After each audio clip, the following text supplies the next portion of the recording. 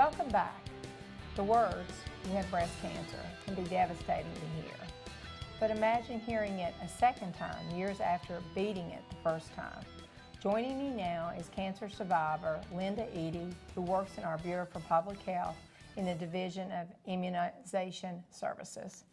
Thank you so much for being here. Thank you for asking me. Now first, how are you doing? I'm doing wonderful. That's Thank good. you for asking, yes. That's great. Tell me a little bit about the first time that you had your diagnosis. I think it's very important for our viewers to understand, a little bit about what your diagnosis entailed and what you went through. The first time, well, neither one of my cancers were actually seen on a mammogram. I found them both. But the first time seemed like everything just went very quickly. 1 week the doctor visit, next week a biopsy, next week mastectomy. I mean, it was just very quick.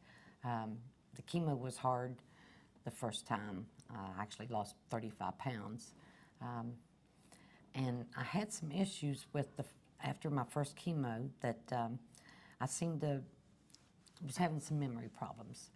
And I had asked my doctor, my surgeon, and also my family doctor, and they both just told me that it was all in my head. And I asked my oncologist, and he just kind of patted my hand and says, well, you are getting older, but chemo has nothing to do with it. In between the first and the second, there was a movie or show, Doctors on Call, and there was a Dr. James Abraham, and they were talking about it is rare to have this memory problem, but he said we actually have a name for it. We call it chemo brain. So I'm screaming, I'm not crazy. I'm not crazy. Did you hear him? Well, and I think that says something about how challenging it is to face a diagnosis of breast cancer and to go through all of the treatment that you have to go through, and then you're sort of thrust back into the real world of trying to sort of manage past having the cancer, knowing that you've had the breast cancer, and sort of understanding that it has impacted you. And I'm sure not just physically, but emotionally. And how would you describe that? I mean, what is it out there that I think people who are undergoing that therapy need to know? About the emotional piece of being diagnosed and then treated for breast cancer? Well, for me, the main thing is sometimes you have to be your own advocate. If it wasn't for me pushing to have the second time around, to have things done quicker, who knows what would have happened, because it was a very aggressive growing the second time. And I just tried to tell them, you have a voice. Now, I know that you and I talked prior to the show starting, and one of the things that the messages that you wanted to get out was also about doing self-breast exams. Yes, ma'am. Now, tell the viewers, why is that so important? I mean, you talked about you found it yourself. Exactly. And I think sometimes women are very hesitant, whether it's to touch their body or to do that because they think they can't find it themselves. Only a doctor can, or a nurse practitioner, or a physician assistant, or other provider. You found yours, correct? Yes, ma'am. I found neither one of mine showed up on a mammogram, and I did locate both of them.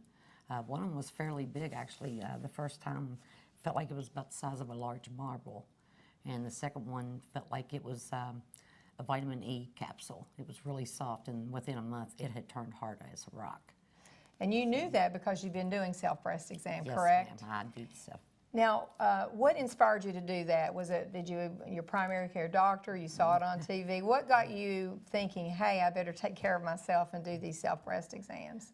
Probably going to the Susan G. Komen races they have, and they have all sort of information there. Wow. And since my first one didn't show up for a mammogram, I was like, okay, what can I do to help myself to locate things like that? I know you had a second bout with cancer, but I also know that you're doing well today. Yes, ma'am. And I think there was another message that you wanted to send out to the group. You went through the emotional turmoil during your first episode, 7.5 years later, another episode. How do people get through it? Perseverance and by the grace of God, and just to know that you do have your own voice, and sometimes you have to be your own advocate. And I think that's a great message to leave everyone with. Let's make sure we do our self-breast exam, we go and get our clinical evaluations, but that you're an advocate yourself in everything that you do. Exactly. Thank you so much for being here. Thank you.